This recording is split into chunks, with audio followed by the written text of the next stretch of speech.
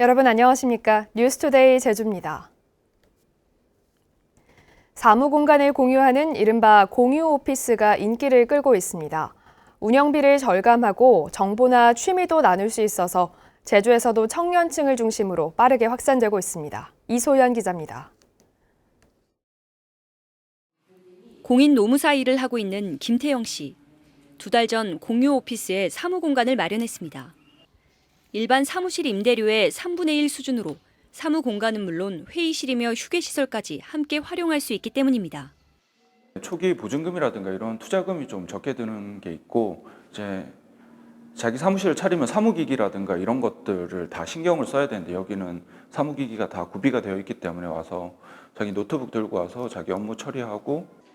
건물을 여러 개 공간으로 나눠 입주자에게 사무공간으로 재임대하는 이른바 공유 오피스에 대한 수요가 커지자 공공기관에서 공유 오피스를 무료로 운영하는 경우도 생겨나고 있습니다. 초기 기업가들에게 최적화돼 있는 데다 정보나 취미를 나눌 수 있는 공간으로도 활용되면서 빠르게 확산되고 있습니다. 재밌는 게 있으면은 거기 있는 뭐 행사 같은 거 들어가 보고, 행사가 재밌을 것 같으면 참여도 해보고, 공간도 트여 있고 사람들도 그 일하는 분위기가 있고. 제주 지역에서 운영 중인 공유 오피스는 10여 곳. 공간을 함께 나누고 문화를 공유하는 공간으로 진화하면서 1인 기업이나 청년 창업가는 물론 다양한 네트워크를 맺는 장소로도 활용되고 있습니다. MBC 뉴스 이소연입니다. 제주에너지공사는 제4대 사장을 공개 모집한 결과 6명이 응모했다고 밝혔습니다. 공사 임원 추천위원회는 서류 심사와 면접 심사를 거쳐 적격자 2명을 압축해 제주도지사에게 추천할 예정입니다. 후보자 추천이 이루어지면 원희룡 지사는 최종 후보자 1명을 지명해 제주도의회에 인사청문을 요청하게 되는데, 자유한국당에서 활동했던 인사의 사전 내정설이 회자돼 최종 인선 결과가 주목됩니다. 치매 노인 간병으로 인해 부양자들의 부담이 큰 것으로 나타났습니다. 제주 여성가족연구원이 치매 노인 부양자 446명을 조사한 결과 간병 기간은 평균 4년 1개월이고 하루 평균 돌봄 시간은 9.6시간으로 나타났습니다. 특히 조사 대상 가운데 25%인 111명이 치매 노인 부양으로 인해 실직을 경험한 것으로 나타났습니다. 확대가 필요한 치매 정책으로는 치매 안심병원 확충과 주야간 보호 서비스 강화, 방문 간호와 방문 요양 등을 꼽았습니다. 제주 지역 유기동물 발생 건수가 인구 대비 전국 최고 수준을 기록하고 있는데요. 발달 장애를 앓는 한 청년 작가가 고양이들을 소재로 한 미술 작품 전시회를 열어 판매 수익금을 유기동물 보호단체에 후원하고 있습니다. 박주연 기자입니다. 숲속 울창하게 자란 나무 사이로 빼꼼히 얼굴을 내민 고양이들. 개발로 설 곳을 잃어가는 동물들을 표현한 그림입니다. 익살스러운 고양이의 표정과 반려묘와 함께하는 작가의 조성화도 눈에 띕니다. 컬러가 너무 아름답다. 그 컬러감이 너무 밝고, 그다음에 아이 같고, 본인들이 좋아하는 거, 그다음에 고양이가 좋아하는 걸 되게 합해서 이야기를 되게 재밌게 담으셨더라고요. 되게 재밌게 보고 있습니다. 고양이를 소재로 다양한 작품 활동을 이어가는 고동우 작가의 전시회. 발달장애를 앓는 작가는 10여 년간 고양이를 키워오며 얻은 영감을 담아 그림과 옹기작품 100여 점을 선보이고 있습니다. 고양이에 대한 사랑이 유기동물에 대한 관심으로 이어져 작품을 판매한 수익금 일부는 유기동물 지원단체에 후원할 예정입니다. 버려지는 고양이라든지 개들이 너무 많아가지고 이렇게 막 숲속에서 자연이 파괴가 되다 보니까 많이 나와가지고 그게 좀 마음이 좀 안 좋더라고요. 제가 먹이를 주고 싶다라는 생각도 들고. 2014년부터 제주에서 발생한 유기동물은 2만 2천여 마리. 인구 대비로는 전국 최고 수준입니다. 사랑스러운 고양이들의 모습을 보고 유기동물 지원단체도 후원할 수 있는 작품 전시회는 오는 10일까지 이어집니다. MBC 뉴스 박주연입니다. 제주 지역 유치원들이 이번 주부터 내년도 원화 모집을 시작합니다. 제주도 교육청에 따르면 도내 123개의 유치원이 모두 유치원 입학 온라인 시스템인 처음 학교로의 등록을 마쳐 유치원별로 모집 요강 검색이 가능합니다. 우선 모집 대상 유아는 내일부터 사흘간 접수하고 일반 모집 대상 유아는 오는 19일부터 사흘간 접수 등록을 합니다.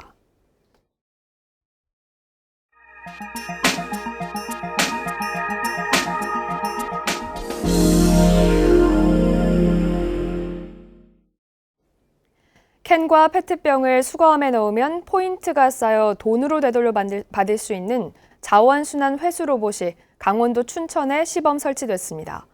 재활용 분리에 대한 시민의식도 높일 수 있을 것으로 보입니다. 춘천 백승호 기자가 보도합니다. 자판기처럼 생긴 로봇 안에 재활용 캔과 페트병을 하나씩 넣습니다. 이어 휴대전화번호를 입력하자 현금 12원에 해당되는 포인트가 적립됩니다. 재활용품을 넣으면 포인트가 쌓이는 자원순환 회수 로봇입니다. 캔 하나엔 7포인트, 페트병은 5포인트가 적립됩니다. 한 사람이 2,000포인트 이상 모으면 현금으로 되돌려받을 수 있습니다. 인공지능으로 물체를 분석해 이물질이 묻어 있거나 캔과 페트병이 아닌 것은 수거하지 않습니다. 여기 보시면 이제 카메라가 있어요. 여기 보시면 실적으로 내포되는 눈이라고 생각하시면 돼요. 그러니까 내포눈이 판단했을 때 재활용에는 안 된다. 그럼 다시 투입구 반대쪽으로 내뱉는 기능이 있습니다. 시민들은 쉽고 재밌다는 반응입니다. 우리한테 현금도 주니까 좋고 또 깨끗하게 이거 분리수거 할 수가 있으니까 더 열심히 할 것 같은데 사람들이. 강원도에서는 처음으로 춘천시가 도입해 시청 광장과 효자일동 행정복지센터 등 5곳에 설치했습니다. 9월 한 달 동안 캔과 페트병 144kg이 수거됐습니다. 춘천시는 그동안 재활용 분리가 잘 되지 않던 주택가 등에 추가 설치를 검토하고 있습니다. 자원을 재활용하고 하는 자원순환 개념도 중요하지만은 시민 의식을 좀 높이는 그런 계기가 됐으면 하는 그 바람을 갖고 설치하게 됐습니다. 올바른 재활용 분리 습관이 환경을 지키고 쓰레기 처리 비용도 줄일 수 있습니다. MBC 뉴스 백수호입니다.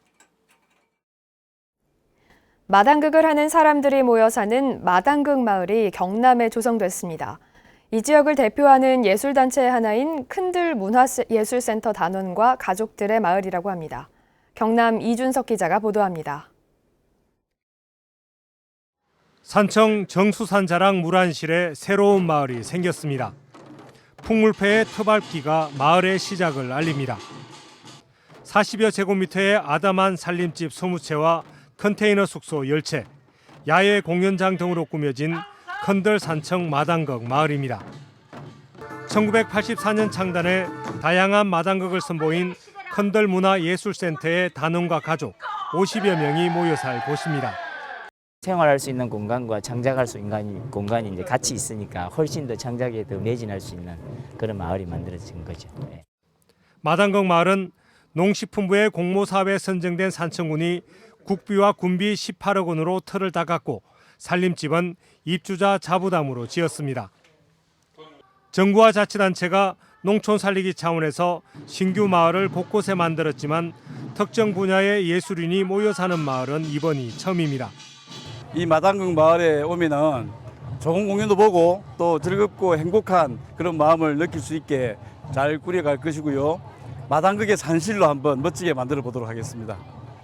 산청군은 마당극 상설 공연을 할 수 있도록 실내 공연장과 소품실 같은 시설 마련도 검토하고 있습니다. 외부인들 찾아오게끔 문화자원으로서 육성을 해서 육성할 수 있도록 저희도 지원도 하고 또 빠른 시일 내에 추진도 하도록 하겠습니다. 풍자와 해악이 넘치는 마당극의 산실이 되겠다는 큰들 산청 마당극 마을의 다짐이 기대를 모읍니다. MBC 뉴스 이준석입니다.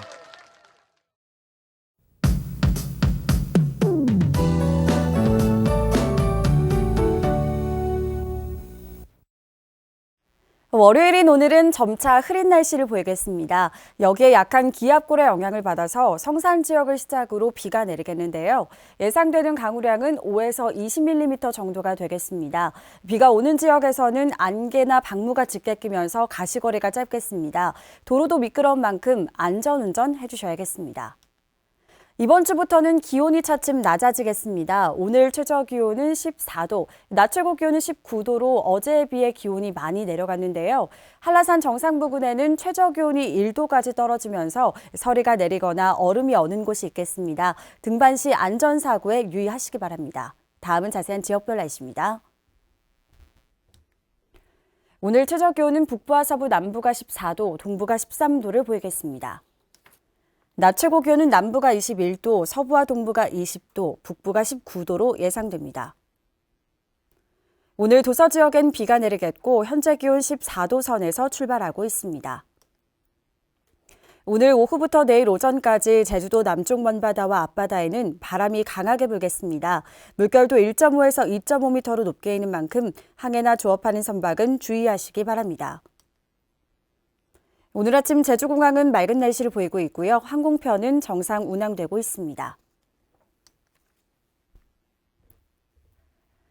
주간 날씨입니다. 이번 주엔 대체로 맑겠고 기온이 점점 더 내려가서 쌀쌀하겠습니다. 날씨였습니다. 전남편 살인사건 피고인 고유정에 대한 6차 공판이 오늘 열립니다. 제주지방법원 제2형사부는 오늘 재판에서 피해자 유족 2명을 증인으로 불러 최후 진술을 듣고 고유정 측이 요구한 현장 검증 실시 여부를 결정할 계획입니다. 한편 검찰은 의붓아들 살인 혐의로 고유정을 추가 기소할 방침이어서 고유정은 연쇄살인 혐의로 재판을 받게 될 전망입니다. 신호등이 설치되지 않은 횡단보도에서 제주 지역 운전자 10명 가운데 9명꼴로 보행자를 목격해도 멈추지 않았습니다. 한국교통공단 제주본부가 무신호 횡단보도에서 보행자가 60회 횡단을 시도한 결과 멈춘 차량은 10%인 6대에 그쳤습니다. 특히 보행자가 손을 들지 않았을 때는 정차 확률이 3%에 불과했고 손을 들어 횡단 의사를 표시했을 때도 16% 수준에 머물렀습니다. 지방대 로스쿨 출신도 해마다 의무적으로 법관과 검사로 임용해야 한다는 주장이 나왔습니다. 제주대 법학전문대학원에 따르면 지난 2015년 법전원 출신 법조인이 처음 임용된 이후 제주대는 3명의 법관을 배출했고 전국 25개 법전원 가운데 법관을 1명도 배출하지 못한 대학도 2곳에 이르고 있습니다. 이에 따라 제주대 법전원은 로스쿨이 국가의 큰 정책 방향인 만큼 서울 쏠림 현상을 막고 지역 균형 발전을 위해 지방 로스쿨 출신을 대상으로 해마다 법관과 검사를 각 1명 이상 임용하는 제도적 장치가 필요하다고 밝혔습니다. 제주시 애월읍 봉성리 평화로 부근에 들어서는 프로젝트 에코 관광단지의 개발 규모가 축소됩니다. 개발 사업자인 제주대동은 숙박시설을 241실로 축소하고 휴양문화시설과 운동시설 면적을 대폭 축소한 내용의 개발 사업 변경안을 제주도에 제출했습니다. 이에 따라 사업비는 3,200억 원에서 1,900억 원으로 줄고 고용 인원도 15%가량 감소합니다. 제주도는 직업훈련기회 제공을 통해 근로자에게는 직무능력 향상을, 실업자에게는 취업을 지원하는 내일 배움 카드를 운영하고 있습니다. 근로자는 직업훈련 비용으로 1년간 최대 200만 원을 지원받을 수 있고 구직자는 최대 300만 원까지 지원합니다. 신청 방법은 직업훈련 포털 사이트나 제주도청 일자리과로 방문해 신청할 수 있습니다.